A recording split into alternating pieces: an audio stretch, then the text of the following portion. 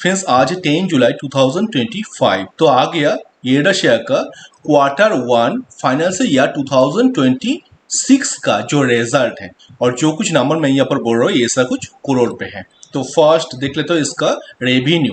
Total जो revenue आया last year Q1 financial year 2025 में था, इसका रेवेन्यू 1510 करोड़ और लास्ट क्वार्टर में था 1904 करोड़ और इस Q1 पे 1947 करोड़। तो ईयर ऑन ईयर बेसिस पे और क्वार्टर बेसिस पे इसका जो रेवेन्यू है ये आपको इंक्रीज होते हुए दिखाई दे रहा है। और इसके साथ साथ इसका टोटल इनकम जो हुआ और लास्ट ईयर Q1 पे था 1510 करोड़ और लास्ट क्वार्टर में था 1914 करोड़ और इस Q1 फाइनेंशियल ईयर 2026 पे इसका जो टोटल इनकम है 1959 करोड़। तो ईयर ऑन ईयर बेसिस पे और क्वार्टर बेसिस पे इसका जो टोटल इनकम है ये आपको इंक्रीज होते हुए दिखाई दे रहा है। तो एक अच्छा संकेत है। और इसके साथ साथ नेक्स्ट कंपनी का जो टोटल एक्सपेंसेस, कंपनी का जो टोटल खर्चा हुआ लास्ट ईयर Q1 पे था 1034 करोड़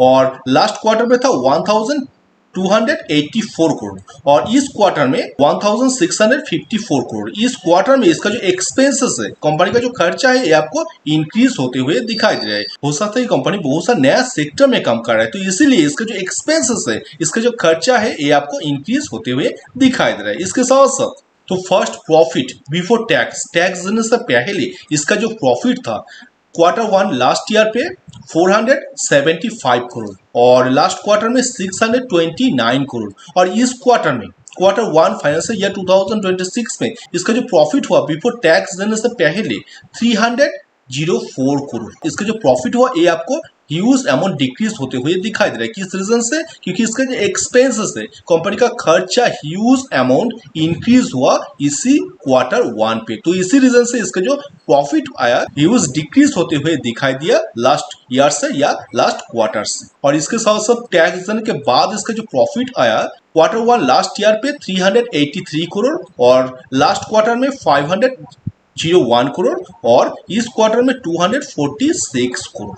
तो इस क्वार्टर में आपको लास्ट ईयर से और लास्ट क्वार्टर से आपको इसका प्रॉफिट डिक्रीज होते हुए दिखाई दे रहा है, क्योंकि इसका एक्सपेंसेस इस क्वार्टर में ह्यूज अमाउंट इंक्रीज हुआ।